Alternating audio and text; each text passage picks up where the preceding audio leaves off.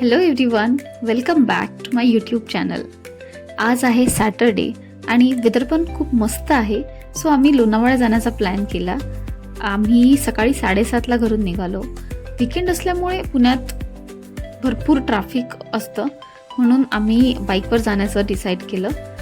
तसंही मला पावसाळ्यात बाईकवर मोकळ्या हवेत फिरायला खूप आवडतं. आम्ही जेव्हा निघालो तेव्हा पुण्यात पाऊस नव्हता, पण जसजसे आम्ही पुण्याच्या बाहेर पडलो तसतसे ढग दाटून यायला सुरुवात झाली आणि वेदर पण एकदम प्लेझंट होत गेलं. वाटेत आम्ही मावळचा फेमस डोसा ट्राय केला, कारण घरून आम्ही सकाळीच निघालो होतो. नाश्ता आमचा व्हायचा होता आणि honestly it was really delicious. नाश्ता करून आम्ही परत आमच्या प्रवासाला सुरुवात केली. Lonavala is just around 40 kilometres from our home. वाटेत 2 टोल प्लाझा लागतात, पण ते फक्त हेवी व्हेकलसाठी असतात.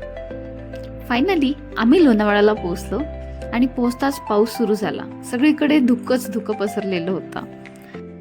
आम्ही एका पॉईंटवर इथे थांबलो, जिथून खूप सारे धबधबे दिसत होते. व्ह्यू खरंच मेस्मरायझिंग होता.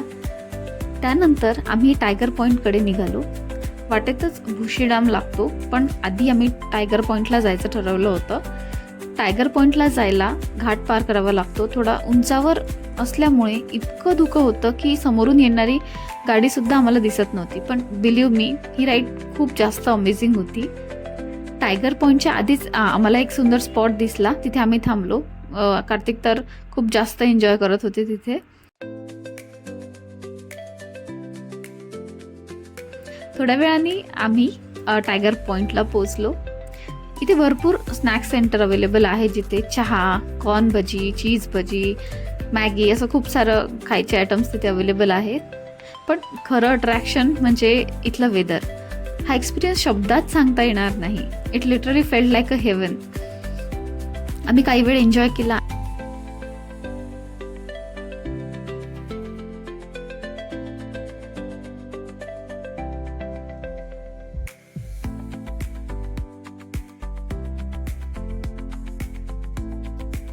आणि त्यानंतर आम्ही भुशी डॅमकडे निघालो.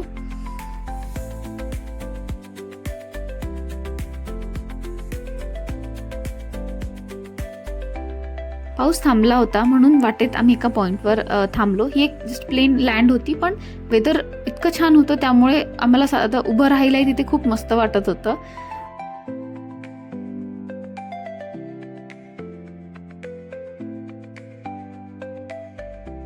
अँड देन आम्ही पोचलो भुशी डॅमला.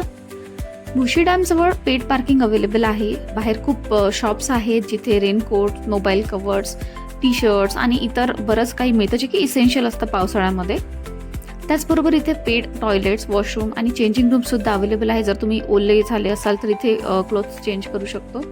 इथे रेंटवर चप्पलसुद्धा मिळतात. त्याचं कारण म्हणजे भुशी डॅममध्ये पाण्यातून जावं लागतं, चालत जावं लागतं, म्हणून शूज ओले होऊ नये म्हणून रेंटेड चप्पल घेता येतात. आतमध्ये स्नॅक स्टॉलसुद्धा आहेत. वीकेंड असल्यामुळे इथे खूप जास्त गर्दी होती, तुम्ही पाहू शकता. पण तरीही एन्व्हायरमेंट खूप एनर्जेटिक आणि एन्जॉयबल होतं. काही वेळ भुशी डॅमला एन्जॉय केल्यानंतर आम्ही दुपारी ऑलमोस्ट 12:30ला पुण्याला परत जायला निघालो.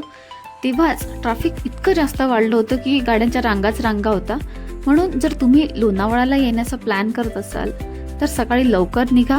त्यामुळे तुम्ही ट्रॅफिक सहज अवॉइड करू शकता आणि वेदरचा पण भरपूर आनंद घेऊ शकता. परत येताना वाटेत मॅप्रो गार्डन लागतं, म्हणून आम्ही तिथे थांबलो.